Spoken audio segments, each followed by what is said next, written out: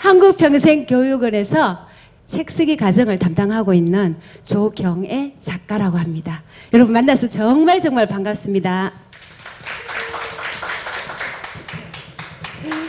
자, 우선 간략하게 제 소개부터 먼저 해보겠습니다.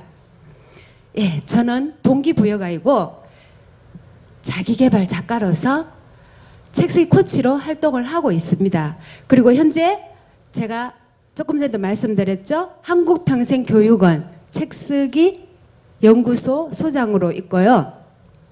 저서로는 자, 관점을 바꾸면 인생이 달라진다부터 시작해서 화면에서 보이시죠? 사진.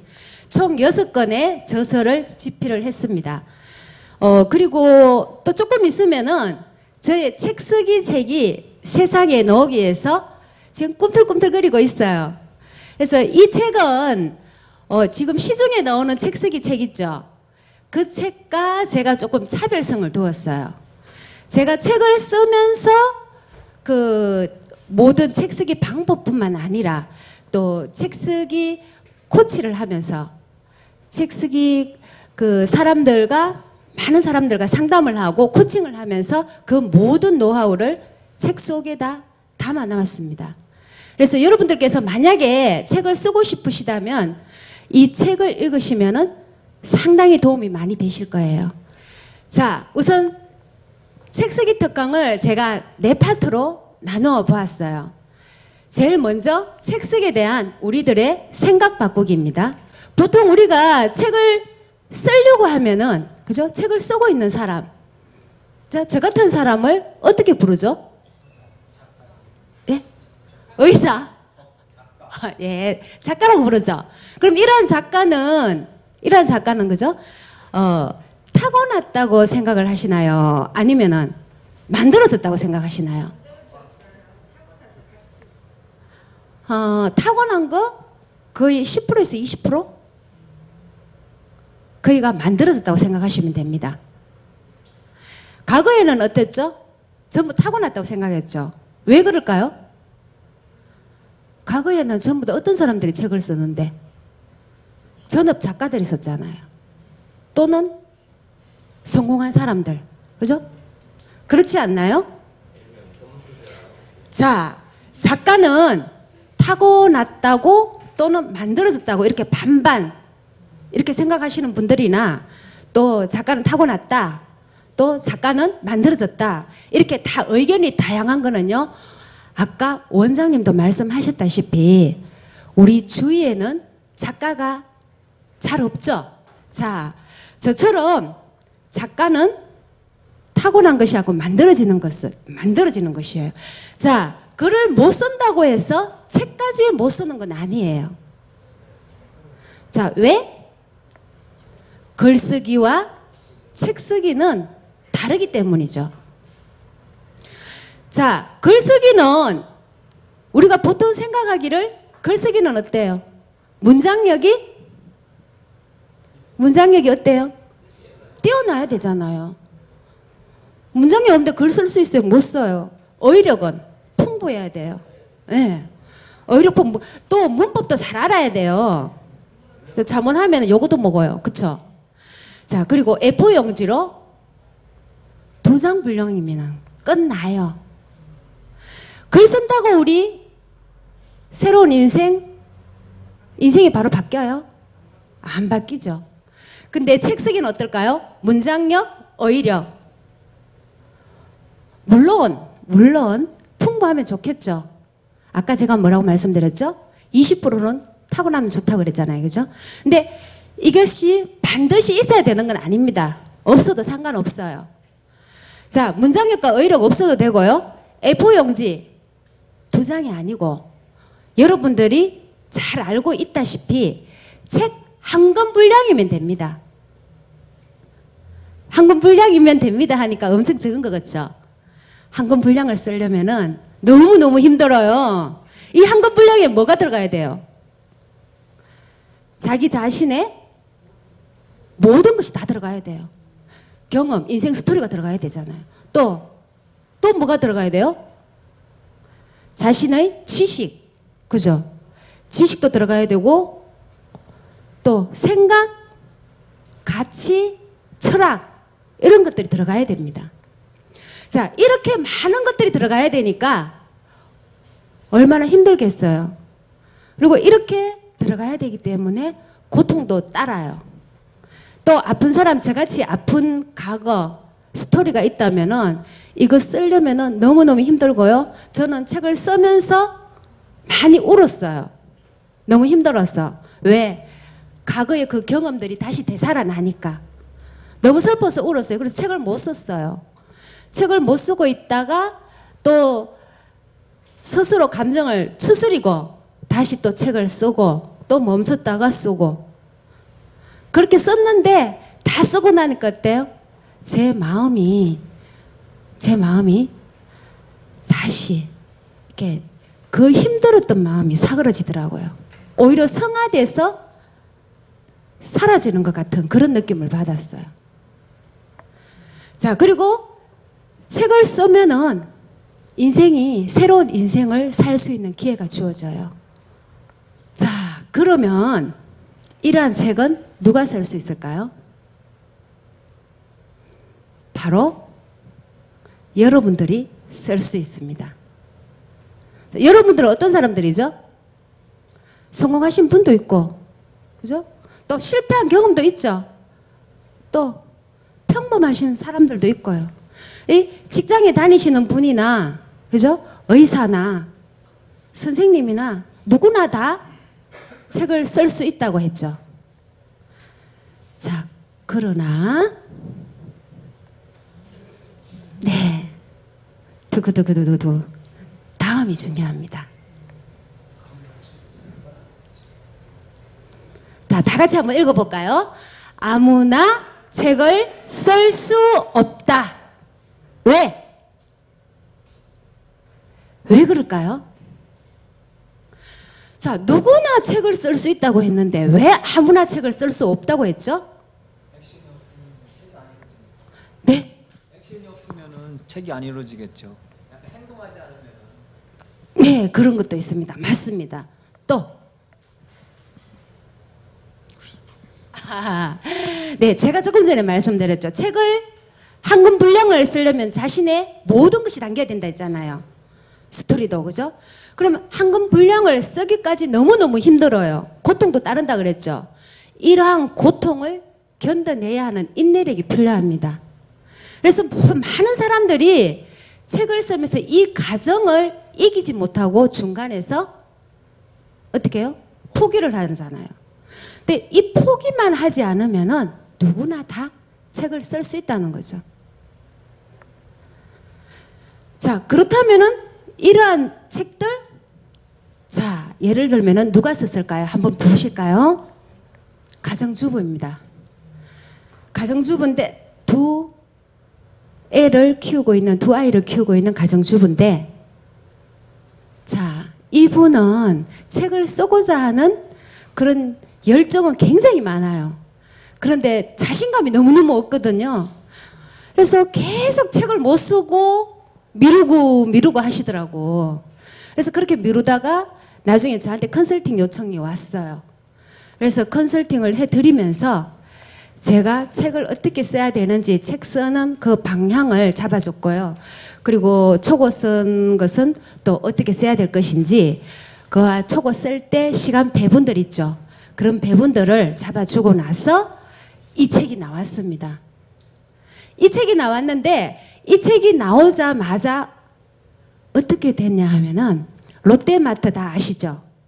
롯데마트 8군데에서, 한두 군데도 아니고 8군데에서 강연 요청이 들어왔어요. 자, 이렇게 평범한 가정주부도 강연 요청을 하면서 인생이 바로바로 달라지는 거죠. 자, 그러면은 우리가 이렇게 많은 사람들이 다 책을 쓰려고 하잖아요. 그쵸? 책을 쓰려고 하는데 왜 책 쓰기를 배우려고 할까요? 왜 많은 사람들이 굳이 힘들게, 제가 책 쓰려면 너무너무 힘들다 그랬잖아요. 한 권 분량 쓰려면. 근데 왜 책 쓰기를 배우려고 할까요? 자, 책을 쓰는 이유는 여러 가지 많이 있습니다. 각자 다 이유가 다 다르잖아요. 그쵸? 각자 이유가 다 다르듯이 책 쓰는 이유는 굉장히 많이 있어요. 근데 저 그 많은 이유들 중에서 제가 간략하게 3가지로 뽑아봤어요. 자, 제일 먼저 우리가 책을 쓰면 어떻게 되죠? 최고의 소개서가 되죠. 자, 제가 만약에 처음 보신 분들한테 소개를 하려면 어떻게 하죠? 명함을 먼저 내밀잖아요. 그렇죠, 코치님. 그리고 또 회사에 취업하기 위해서는 무엇을 내야 될까요? 이력서, 또 자기소개서 내야 되죠. 자, 그런데 저서가 있다면 이 모든 것을 대신해 줄 수가 있다는 거죠. 명함에는 무엇이 박혀 있어요? 이름, 핸드폰, 주소, 팩스, 사무실 주소. 마누라 이름 빼고 다 있어. 네. 자, 명함에는 보통 이름하고 전화번호, 또 이메일 주소, 자, 팩스 번호 있으면 팩스 번호 집어넣죠. 그러면 책에는 뭐가 있을까요? 저서에는 뭐가 있죠? 저서에도 자기 이름 있죠? 그쵸? 저서에도 이름 있고 또 뭐가 있을까요? 양력. 또 그렇죠. 제가 묻고 싶은 것은 바로 이거죠. 살아온 인생 스토리가 그대로 다 담겨 있다는 거죠. 자, 자기 이름이 있죠. 이름 없는 책, 저자 이름 없는 책 못 봤죠. 또 학력, 양력 다 있습니다. 그리고 전화번호도 있어요. 또 뭐 없는 사람은 전화번호 안 넣는 사람도 있죠. 메일 주소도 있고. 카페 있으면 카페 주소도 있고요. 그리고 중요한 거는 우리의 살아온 인생 스토리가 그대로 담겨 있다는 거죠. 그래서 이 저서만 있으면은 바로 최고의 소개서가 될 수 있다는 겁니다. 그리고 두 번째는 전문인으로서 인정을 해준다는 거죠. 자, 책을 쓰면은 자기 자신이 어떻게 되죠? 세상에 드러내게 되죠. 세상에 드러나고, 그리고 세상에 드러남으로써 내 존재감이 부각되죠.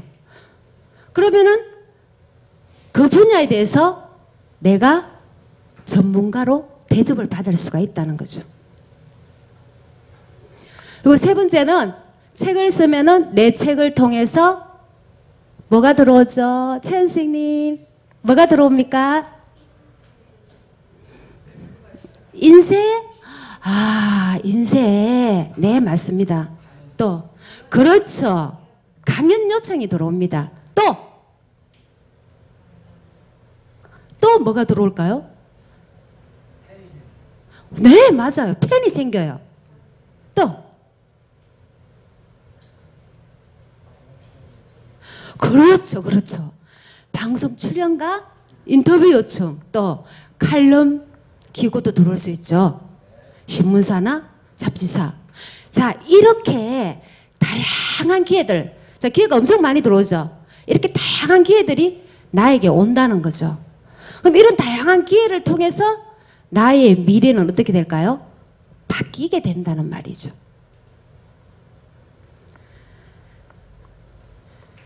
자, 가장 먼저 내가 책을 읽을 때 책을 넘겨서 읽기 전에 먼저 5분간 살펴보고 책을 읽으시라는 거죠. 자, 5분간 책을 살펴보고 읽을 때 제일 먼저 제 책 보이시죠? 자, 제 책 보이는데 여기서 제목은 무엇일까요? 진짜 인생 공부죠. 진짜 인생 공부고 여기 이 면을 뭐라고 그러죠? 표지라 그러죠. 표지고 여 밑에 있는 이 글자들을 뭐라고 부를까요? 네? 이게 부제예요?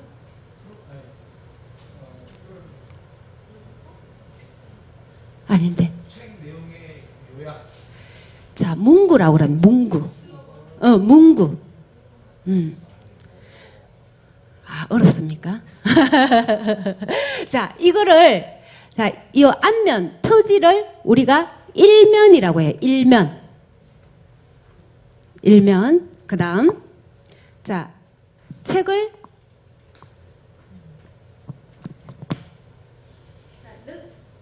보이시죠?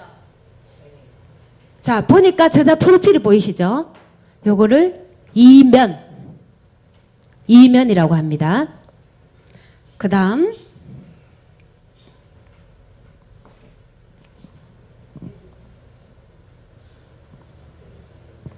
마지막 면. 아니요. 제일 뒤는 이거죠. 자, 삼면. 그리고 우리 코치님 말씀 맞다나. 자, 제일 마지막.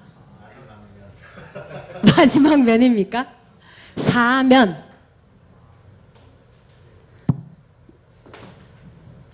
자, 이걸 사면이라고 합니다. 그렇다면은 이거는 뭐죠? 자, 사면이라고 했으니까 이건 오면 아닐까요? 이걸 뭐라 그러죠? 이 부분이죠. 자, 이거 맞추시면은 제 책을 선물로 드리겠습니다. 이거 맞추시면.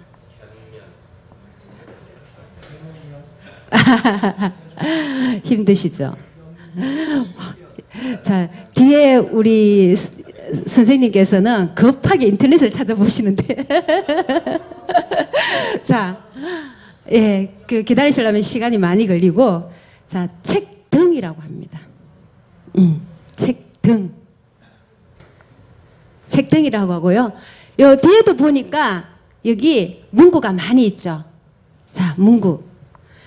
그래서 우리는 이 표지, 그 다음에 제목, 제일 처음에 표지부터 먼저 보죠. 표지를 보고 또 제목, 그리고 목차를 읽어보고요. 목차를 다 읽었으면은 또 서문을 읽어보셔야 돼요. 자, 서문까지 읽어보시면은 우리가 어느 정도 그 책의 내용들을 파악할 수가 있습니다. 그죠? 그리고 그 책의 내용들이 파악되면은 이제 그때부터 책을 읽으시면 됩니다. 급하면은 이렇게 이 정도만 읽어도 그 책 내용을, 핵심 내용은 다 알 수가 있어요. 그렇겠죠, 코치님? 자, 제일 먼저 우리가 책을 쓰기 위해서 자, 어떤 책을 쓸 것인지 장르부터 먼저 정해야 되잖아요. 자, 장르에 제가 보시면은 내가 만약에 뭐 눈이 오거나 비가 오거나 그때 눈비를 맞고 빗속을 걸어가고 싶다. 눈속을 걸어가고 싶다. 이러신 분은 어떤 책을 쓰고 싶을까요?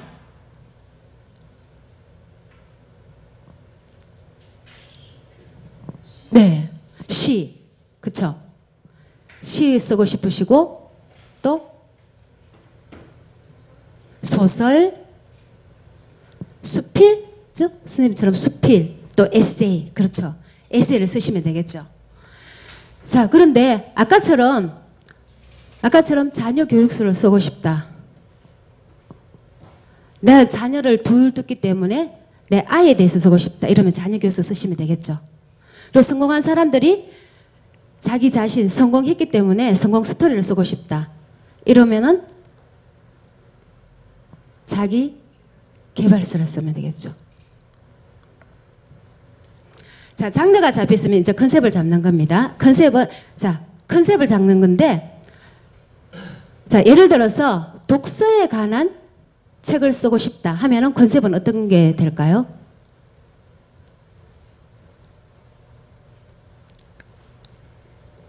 독서에 관한 책이니까 컨셉은 바로 독서에 관한 거 하면 되겠죠. 독서 하면 되겠죠. 독서.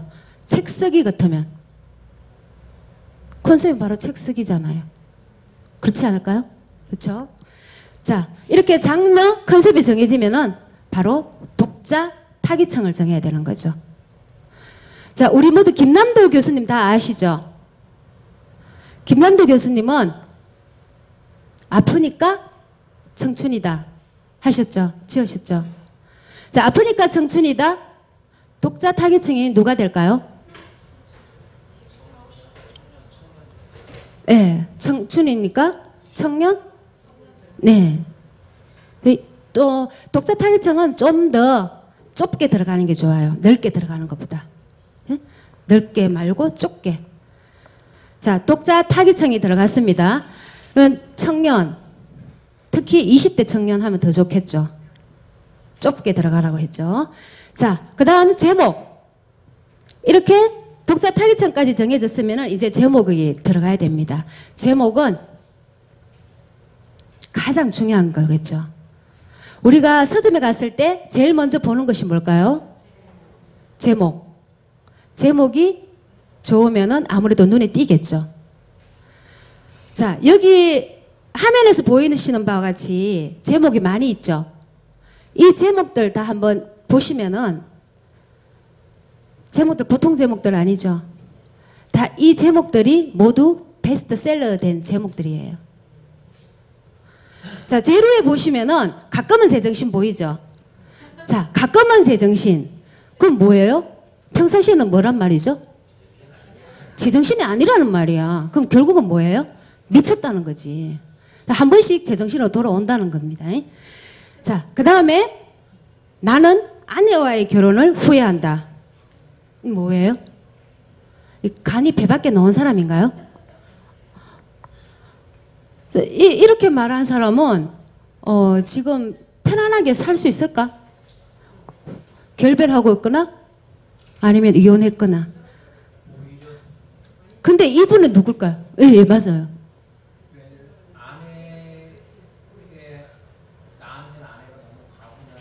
아, 네. 자, 이거 아내와의 결혼을 후회한다. 이분은 네, 김정은 교수예요. 우리 다 알고 계시는 바와 같이. 자, 이 책은 본인이 이렇게 지은 거 아니죠. 이 책이 출간되기 직전에 출판사에서 이렇게 적어 나왔는데 이 책이 나오기 전에 엄청 걱정을 많이 했어요. 자기 아내한테 잘못 찍힐까 봐. 걱정을 했는데 이 책이 나오고 나서 대박 났잖아요. 대박 나고 나서 아내가 그렇게 좋아하더라는 거죠. 예. 네. 돈 많이 벌어주면 다 좋아하는 건가 봐요. 그쵸? 네. 자, 그렇다면은 이런 책은 바로 매력적이고 섹시한 제목이라는 겁니다. 자, 우리가 제목 지을 때 이렇게 매력적이고 섹시한 제목을 지어야 된다는 거죠. 자, 출판을 어떻게 해야 되는지 바로 자비출판이 있고요. 상업출판이 있어요. 자, 자비출판, 상업출판 다 장단점은 다 있어요. 자, 자비출판은 어떤 걸까요? 자비, 말 그대로 자비, 내 돈을 들여서 출판하는 거죠. 맞아요? 내 돈 들여서 출판. 자, 자비 출판을 하면은요, 좋은 점도 있는데 나쁜 점도 있어요. 물론 안 그런 출판사도 많이 있는데 꼭 있잖아요. 그 미꾸라지가 그 물을 흐리듯이 그런 출판사도 있습니다. 그래서 좋은 선량한 출판사들이 욕을 먹게 되는 거죠.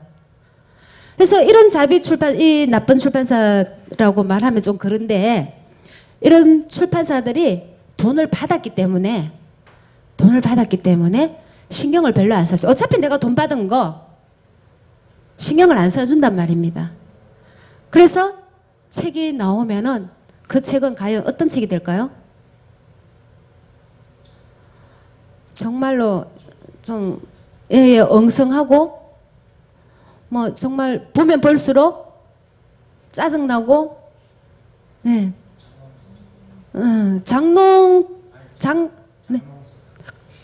장롱 서적까지만 해도 괜찮은데 이 책이 평생 나를 괴롭힐 수가 있어요. 이 책을 읽는 사람마다 아, 저 책 너가 냈지. 오점이 될 수가 있다니까 평생. 그래서 출판사를 만날 때는 잘 만나야 돼요.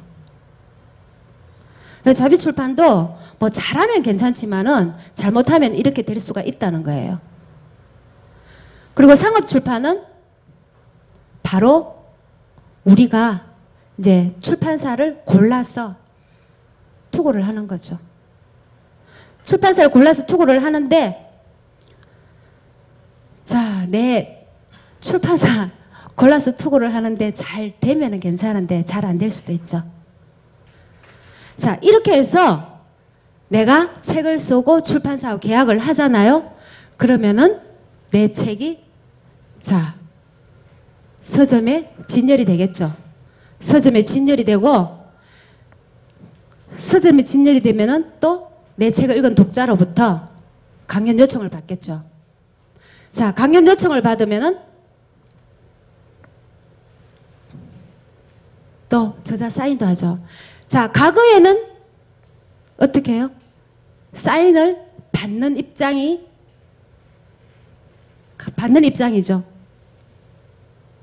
그렇죠? 그럼 지금 어때요? 책을 쓰니까 사인을 해주는 입장으로 변하는 거죠. 자, 이렇게 해서 책을 쓰면은 여러분들도 이런 입장이 다 될 수가 있다는 겁니다. 자, 우리 그 서울에서 지금 8주차 책쓰기 과정을 하고 있습니다.